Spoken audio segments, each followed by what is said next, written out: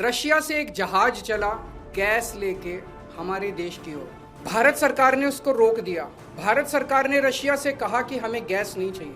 हमारे देश के प्रधानमंत्री हमें कह रहे हैं कि स्कूटर इस्तेमाल मत करो, मोटरसाइकिल इस्तेमाल मत करो, कार इस्तेमाल मत करो, public transport, work from home कर लो, तेल बचाओ।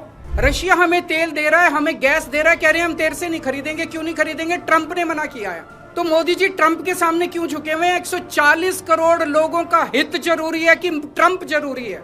मोदी जी की क्या मजबूरी है कि ट्रंप के सामने झुके हुए हैं? मोदी जी ट्रंप की बात क्यों मान रहे हैं?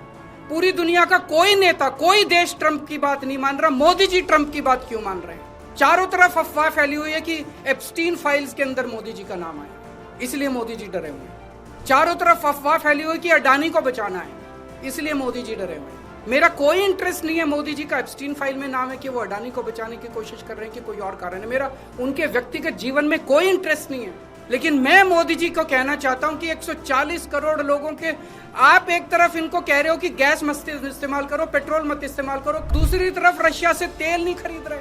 मोदी जी, मैं नहीं जानता आपके क्या व्यक्तिगत कारण है, लेकिन अगर आप अपने व्यक्तिगत प्रेशर को झेलने की क्षमता नहीं रखते हैं तो इस्तीफा दे दीजिए। 140 करोड़ लोग, बहादुर लोगों का देश है ये, जिसने बड़ी बड़ी कुर्बानियां दी हैं। हमारे देश में ऐसे बहुत लोग हैं जो ट्रंप को उसकी जुबान के अंदर जवाब देंगे, ट्रंप के सामने खड़े होकर उसकी आंखों से आंखें मिला के ट्रंप को जवाब देने की हिम्मत रखते हैं हमारे देश में। ऐसे व्यक्ति को प्रधानमंत्री बनाएंगे हम, जो ट्रंप को उसकी भाषा में जवाब दे। आज मोदी जी, 140 करोड़ लोग आपसे फरियाद करते हैं, अभी तुरंत इसी वक्त रशिया से तेल खरीदना शुरू कीजिए, रशिया से गैस खरीदनी शुरू कीजिए और बंद कीजिए ट्रंप की गुलामी करना। हमारा देश महान देश है। बड़ी शर्म आती है, बड़ी दुख होती है, बड़ी कौफ्त होती है जब इतने बड़े महान देश का प्रधानमंत्री ट्रंप के सामने गिड़गिड़ाता है, उसके सामने झुक जाता है।